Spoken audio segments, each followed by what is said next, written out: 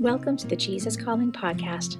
This week, we begin a special series focusing on country music and faith as we count down to the Country Music Association's CMA Fest, held in Nashville from June 7th through 10th. Our guests today are the legendary duo, the Bellamy Brothers, and emerging country music artist, Zac Seebohm. The Bellamy Brothers broke onto the scene with a smash hit on both the pop and country charts with the classic song, Let Your Love Flow. Since then, they have continued to perform across the globe and were recently inducted into the Florida Artists Hall of Fame. They share a little bit about their roots growing up in the church, about a new reality show that gives a glimpse into their family's life in Florida, and their new autobiography, Let Your Love Flow, Life and Times of the Bellamy Brothers. Hello, I'm David. I'm Howard with the Bellamy Brothers. We grew up in Central Florida on a cattle ranch, and we truly learned to sing in the church. That's where we first grew up singing in the church. And of course, our mother thought we should sing in front of every visitor that ever came to our house. She would, boy, sing, she would. And but our father was a musician, not professionally. He was a rancher professionally, but we always had music in our house. And it was wild Florida in those days. We're hopefully older than we look, or we hope we don't look as old as we are, is what I should say. Too late for that. Yeah. But it was quite the adventure growing up in Central Florida. It was quite a childhood. We grew up in a very rural setting. We had a little wooden church with a tin roof. And the Amelia Baptist Church. Yeah. Little shutters on the window, and more Sundays than not, a horse or a cow would come put their head in the window while the preacher was preaching. I remember standing on those old wooden benches at church and singing gospel songs. We grew up singing gospel songs, and our dad would play old Jimmy Rogers songs. That's the first things we heard. Yeah, we had a good family, a real good family. At the time, you don't always realize it, Our house was looked like a pawn shop, feed store, music store, anything we had. If it was an old instrument, or if anybody was selling it cheap or giving it away, we took it, And so our house was pretty eclectic anyway, and that's what we did is we raised calves, played music, and that was entertainment. We wanted to try our hand at writing gospel music because we feel like we are students of sort of the old gospel music, and wanted to bring that and see if we could write things. And so we came up with a few things I think were pretty interesting. And we did a few traditional things as well. We do a reggae version of I'll Fly Away that's really, I think, uplifting. It's real up and really nice.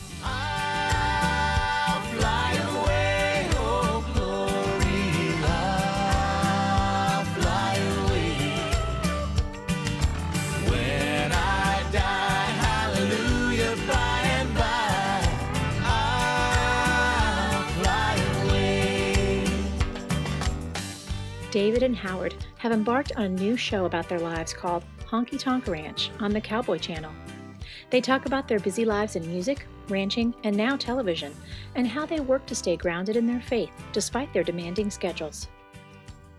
It's certainly not a reality show in the vein of a one of the ones that everybody argues and has a lot of drama. I mean, we have drama, but it's usually just funny stuff. Well, actually, the first episode, as part of it is spent trying to discussing with family, should we even do this? So we live down next to, we're in Central Florida, and there's a lot of nature in our area. We live to the nature coast, and real close to us, we have the beautiful Weeki Wachee Springs. And they have mermaids that do shows there.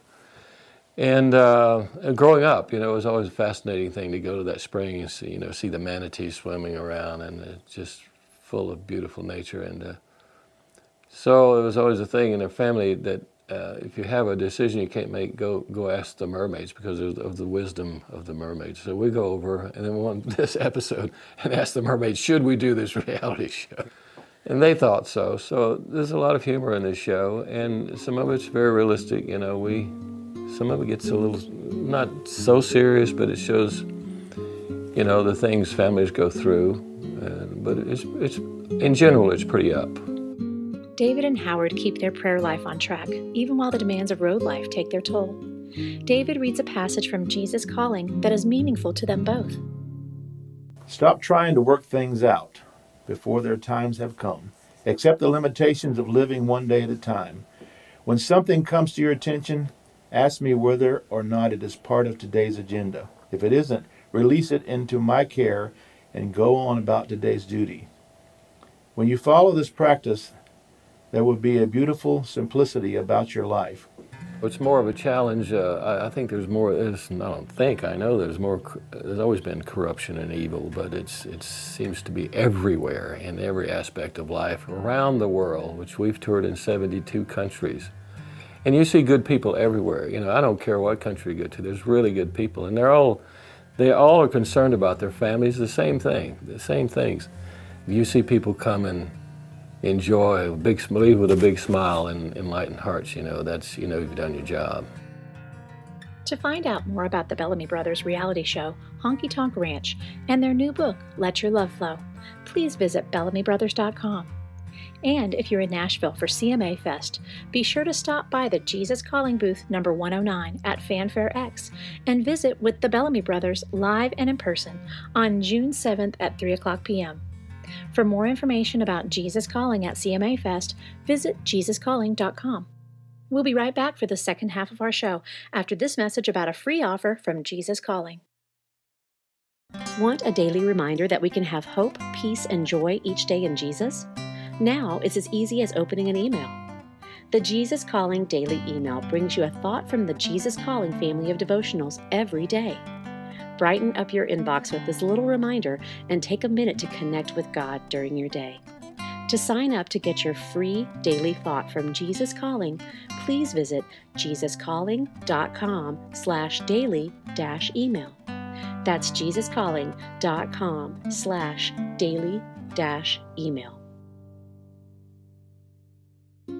Next up on the show, we visit with emerging new country artist Zac Seebohm. Originally from Georgia, Zac appeared on Season 9 of the NBC show The Voice when he was just 16 years old, where he placed 5th in the overall competition as part of Team Blake. Zac discusses what it's like to be thrust into the spotlight at such an early age and what motivates him to share his faith journey with his fans. I'm Zac Seebohm. I'm 19 years old. I'm originally from Marietta, Georgia, and moved to Nashville last August and been here ever since. I'm attending Middle Tennessee State University. I'm studying music business while also working as a songwriter and just continuing the development of my music career after being on The Voice, which was about 2 years ago. I grew up in the church. I went to First United Methodist Church in Marietta, and at that time, mainly for everybody there, the kids my age, we'd go to church on Sundays, we'd go to Bible study right before church. They had a youth group at night for the middle school through high schoolers. But the big thing was the choir. Everybody sang in the choir. All my friends did. And that kept me in the church 2 times a week, sometimes 3. On Wednesday nights, we'd have Wednesday night supper. And before that, we would go to choir practice. And that started when I was 3. The biggest influence on me was my grandpa, and he lived just a couple miles down the road. And growing up, my mom would drop us off, and I'd go hang out with him. He was really smart.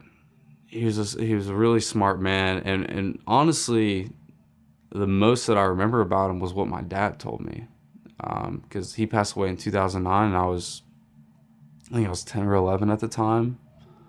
And music that's kind of how we connected. And especially with the memories I made with him, it was really all surrounded by music. And he wasn't a musician by any means. He was a big mathematician guy. He designed airplanes and stuff, and I don't even know what his degree was. My grandpa had a Wurlitzer jukebox out on his screen porch, and it's still there to this day in the same spot. And before he passed away in 2009, we would go out there, and he had everything from Elvis Presley to Johnny Cash Bruce Springsteen. I mean, you name it, the Temptations. And, at 6, 7 years old, I was dancing and singing along to those songs. That really inspired me.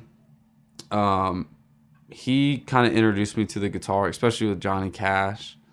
And when he passed away, on his cell phone, his ringtone was me singing, and it was Johnny Cash.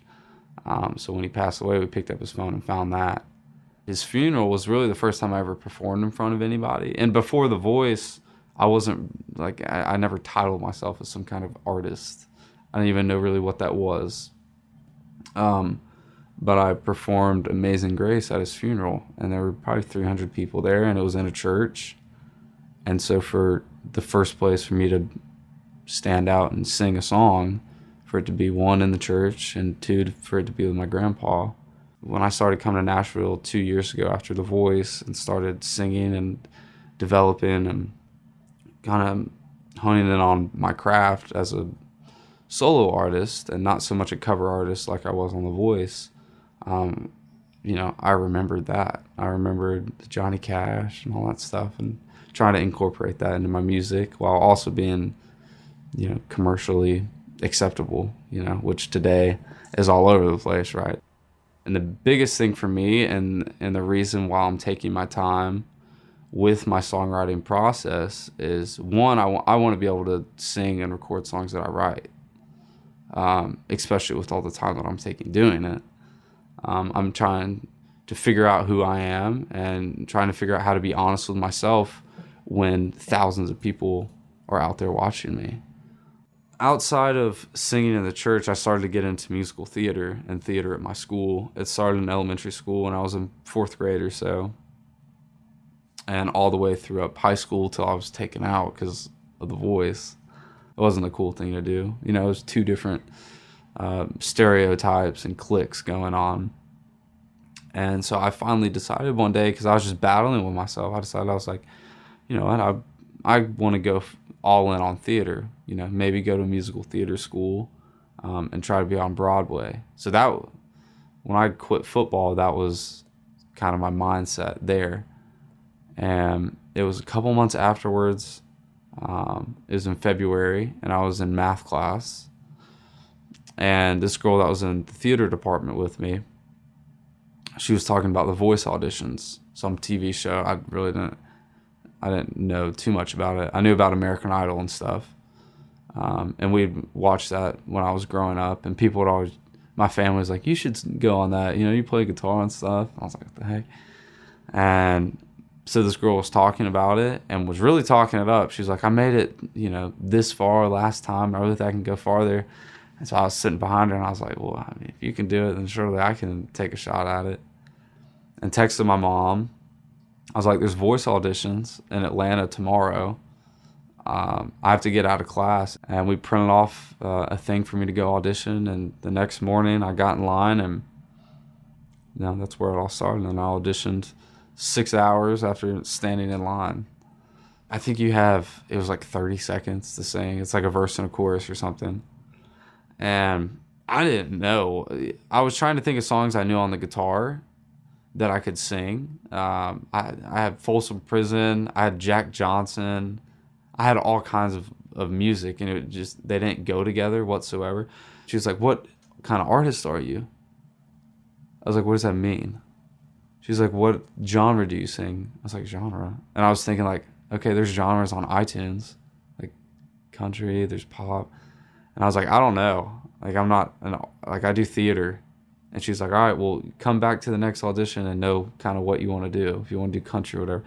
And so I came back, and I decided I wanted to do country music, and became a country artist on The Voice. And I was taking it all in, but it was going so fast through my head, and just being so young at the same time, everything kind of flew by. And I developed just this gut feeling in me where all the other artists on the show, they were kind of freaking out, like, oh, am I going to make it? Am I not? Which I was too. And I had all kinds of anxiety and stress going on. But I got out there, and for some reason, I was like, I think I got this. I think something's going to come out of this. Why else would I be out here? And it was actually not till I went through the entire process of the show where I look back and I'm like, wow, like it wasn't just me and my mindset. It's actually God and my faith and being able to trust myself and trust something greater than myself. Faith has been a huge part of this process. No matter how much success I had, I was still missing something, and what it was God. You know, I was in LA. I was constantly doing stuff. My time was so consumed with interviews and radio stuff, and I was still missing something, and I didn't realize I was missing that. Jesus Calling came after The Voice. It was a time where right when I had released my EP, so I was doing tons of shows, tons of interviews and press stuff, and it was before all the songwriting stuff. But my time was just consumed, and I was just all over the place. And I knew that there was just an empty spot in my heart, and somebody had recommended that to me. I was like, I need some kind of devotional book, because there's some, like, I can't even go to church on Sundays because people want me to sign their Bibles. Yeah. And it just became a daily thing for me. I'd wake up in the morning and read it. You know, there were times I was feeling down, and then even times where I was feeling good. You know, right before I would go on stage, I'd just make a point to read it and just, you know, make sure, like, okay, this is why I'm going on stage. This is why I have the ability to go on stage. It's because of this. And the way that I can connect with it on a daily basis, I make it a point to go to church every Sunday. And even no matter what kind of week I have, if that's the only thing that I do is go to church on Sunday, I'm going to walk away with some kind of message that's going to prepare me to just keep going forward and keep fighting through the struggles that I'm going through every day, and just like everybody else. And I want my fans to be able to grow with me in that too. I'm writing almost every day. I drive to Nashville 3 times a week to write with people, and just working for the next record. I'm working for that sound that I want people to hear next. Now I just know that with the time I'm taking on it, that it's really going to be something special. And when that time comes, you know, it's off to the races. To find out more about Zac Seebohm, please visit his website at zacseebohm.com or visit jesuscalling.com/podcast for a full transcript of this show with links to information about Zac and about the Bellamy Brothers. Next time on the Jesus Calling podcast, we visit with Chelsea Crockett, the author of Your Own Beautiful, a guide to faith and life for young women and the big issues they face, from self-confidence to following your dreams.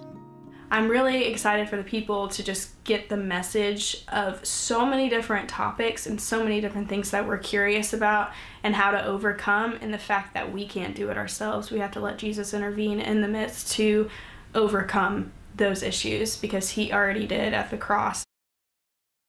Do you love hearing great stories of faith each week via the Jesus Calling podcast? We want to hear from you. If you haven't already subscribed to the Jesus Calling podcast, visit the Jesus Calling page at itunes.com and hit the subscribe button. While you're there, we'd love for you to leave us a review and tell us how you feel about the show and what future guests you'd love to see. Your reviews and subscription help us share these stories of faith to more people who need the hope and encouragement of Jesus Calling. If you have your own story to share, we'd love to hear from you. Visit jesuscalling.com to share your story today.